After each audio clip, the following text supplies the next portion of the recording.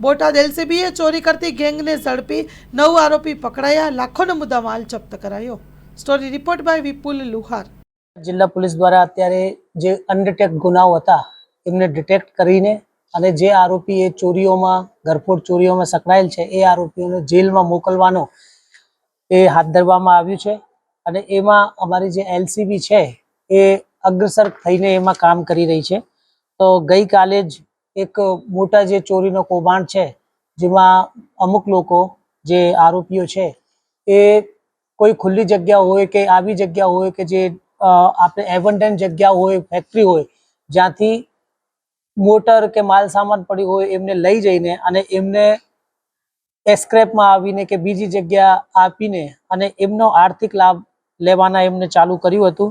તો એ લોકોએ પછી આપણે જે હ્યુમન સોર્સ છે અને ટેકનિકલ સોર્સોથી એને ચોરીને ડિટેક્ટ કરવામાં આવેલ છે। એમાં 3 ટોટલ ચોરી ડિટેક્ટ થઈ છે અને બીજી ચોરીઓ પણ આમાં આગળ ડિટેક્ટ થશે એવી સંભાવના પણ છે। ઓછામાં ઓછા 10 થી વધારે ચોરીઓ આમાં ડિટેક્ટ થવાની સંભાવના છે।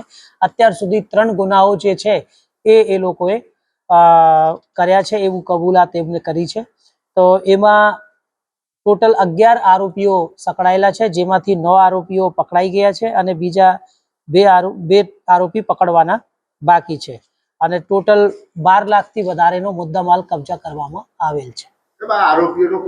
આમાં આરોપીઓનો જે ગુનાહિત ઇતિહાસ છે એમાં જે એક આસિફભાઈ કરીને આરોપી છે એમને સામે પહેલાથી 7 ગુના દાખલ છે, જેમાં પ્રોહિબિશનથી લઈને મારામારીથી લઈને એવા બીજા ગુનાઓ એના સામે દાખલ છે। એમાં બીજા આરોપી જે છે ફૈજલભાઈ એમને સામે પણ 3 ગુના દાખલ થયેલા છે।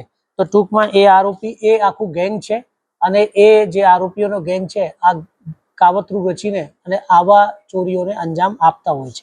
આપણે અત્યારે પણ ટીમ લાગી જ છે, એટલે આપણે પ્રયાસ ચાલુ છે અને ટૂંક સમયમાં જ બીજા આરોપીઓ પણ આમાં આવી જશે।